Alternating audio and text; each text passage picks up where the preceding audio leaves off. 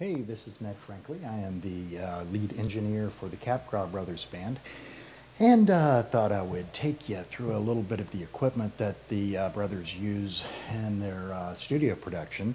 The equipment that they actually use on stage tends to be a little bit different. This particular piece of equipment that I'm going to be showing you today is the Korg MS20 synthesizer. This is a reissue of an older machine. It actually grew into a whole family of synthesizers that tend to use the really raw sounding filters that are famous for this particular synthesizer. And well, we're gonna jump right into it. I'm gonna focus this a little bit closer so that you can see the machine. You can see that I already have one cable in place. This cable is basically attaching this wheel down here to the total filter input. And the reason I did that is it's kind of a common patch to do. It's the easiest patch to do, and it gives you the most bang for the buck. And actually right now it's doing nothing because I have to set some knobs to make it work. So you can hear it, but this is not really doing anything for us. So what we're going to do is set our filters. Let's start there.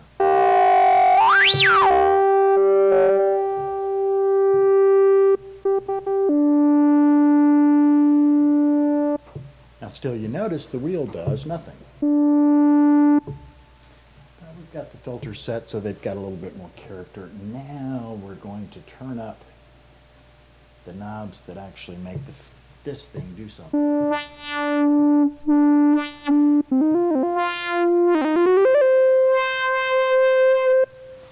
So by adjusting the cutoff frequency modulation, the cutoff frequency modulation controls actually control how much this affects these filters.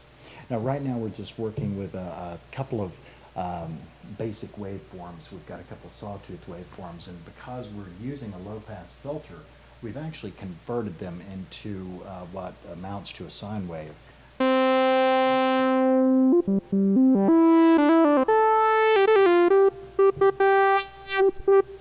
So let's play around with the different waveforms we have. We're starting right now with just a standard sawtooth, and this is more of a ramp wave. Now if we switch the second oscillator over to a pulse width, it's got more of a woody sound to it.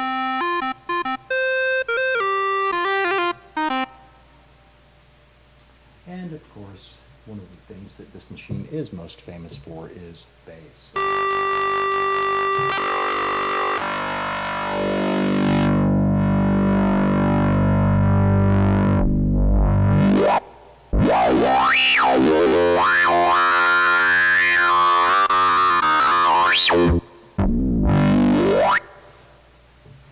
So that is the ripping filter that this thing is really.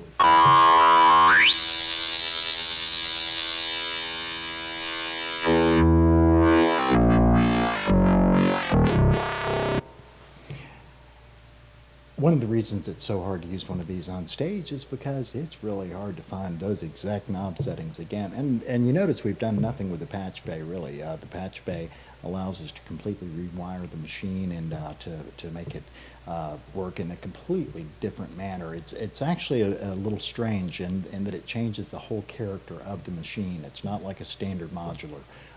It actually does some rerouting based on which inputs you select.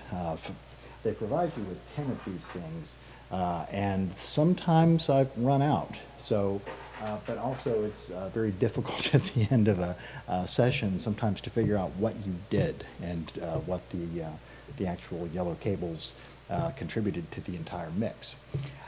That's going to be it for this particular round. That's a basic introduction to the Korg MS20 synthesizer. Just an evil, evil little machine. You should never, ever purchase a synthesizer, but when you do, get one of these.